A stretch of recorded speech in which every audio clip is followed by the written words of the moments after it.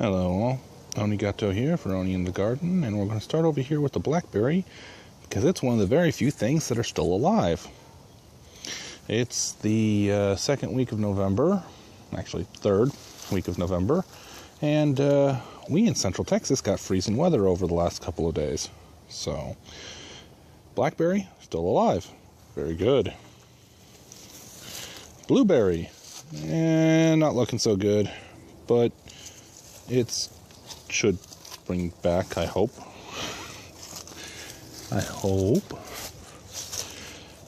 The mess that is my side yard, looking pretty good.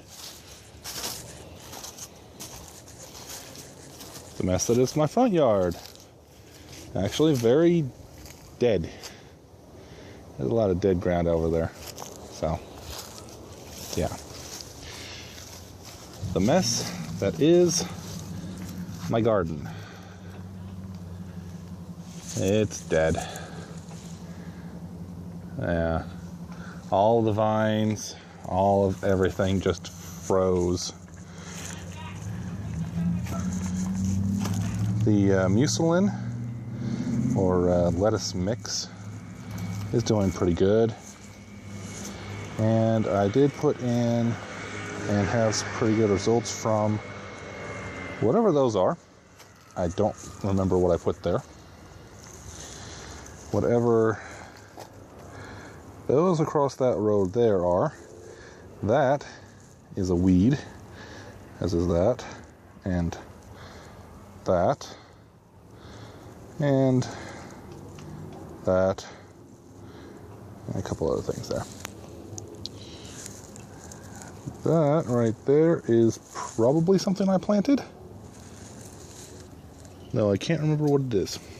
I can't remember what any of these are. Because it's been about 3 weeks since I last made a video.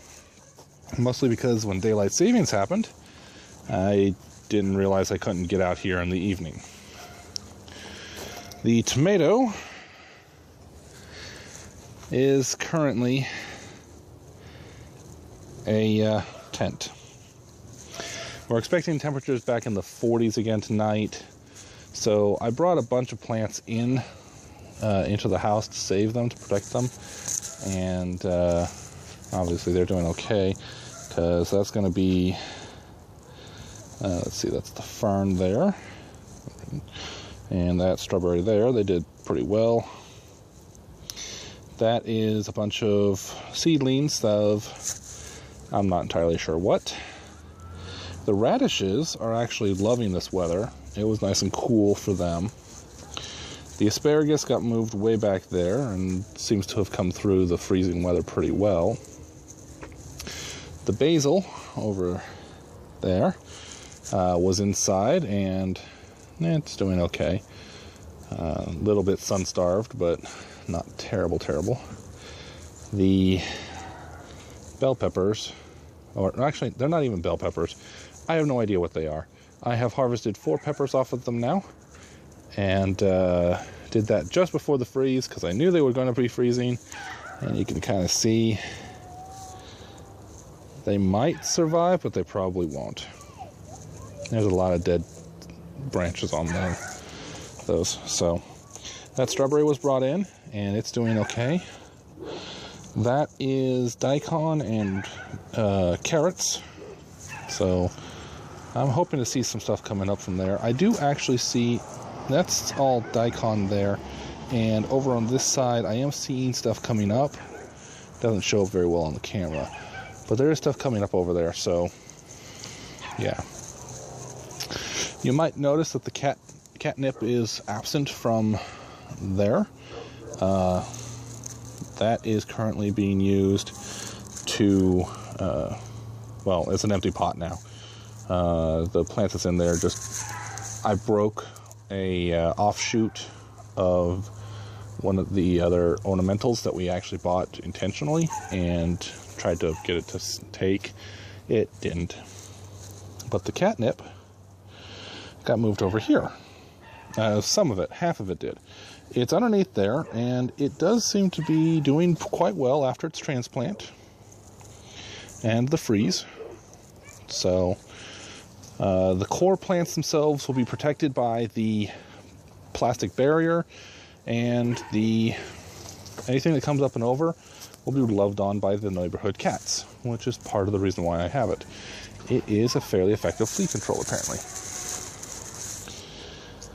The oregano is oreganoing. I can't seem to do anything with it. Even I can't use it fast enough to just cook it back either. And then the really sad thing, the marigolds. That is a very pitiful looking thing. It's not dead. I can tell that. Come down here and I can see there's plenty of greenery still on it. It's just all frost burned. So I'm not going to mess with the plant. It will survive. I can almost guarantee it. But yeah. So the apple itself is doing actually pretty good. Late in the afternoon for me here. I get off work early on Fridays. Let's not backlight that or shadow it. So the apple's actually doing really well. I don't like how it leans a little bit, but it's actually not that bad. And in the backyard, let's go take a quick wander that way.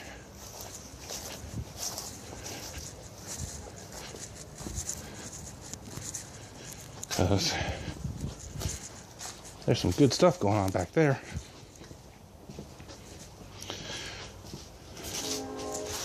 Where I work, we just recently got a shipment of a whole bunch of computers. And they came in on pallets. Lots and lots and lots of pallets. So I asked, and I was able to get a whole bunch of pallets for free. That is a very bad example of a compost thing. The tarpaulin is to keep everything in place, and honestly I need a bigger tarp. The tarp itself is semi-water permeable, so it will drain sufficiently, but it'll hold on to enough moisture. But it's made out of 3 pallets set up in a triangular formation. It's been a long time since you guys have been back here. And the tarp is just kind of sitting in there right now. It does have some stuff in it, so yeah. And then all of these pallets over here are going to be eventually a chicken coop.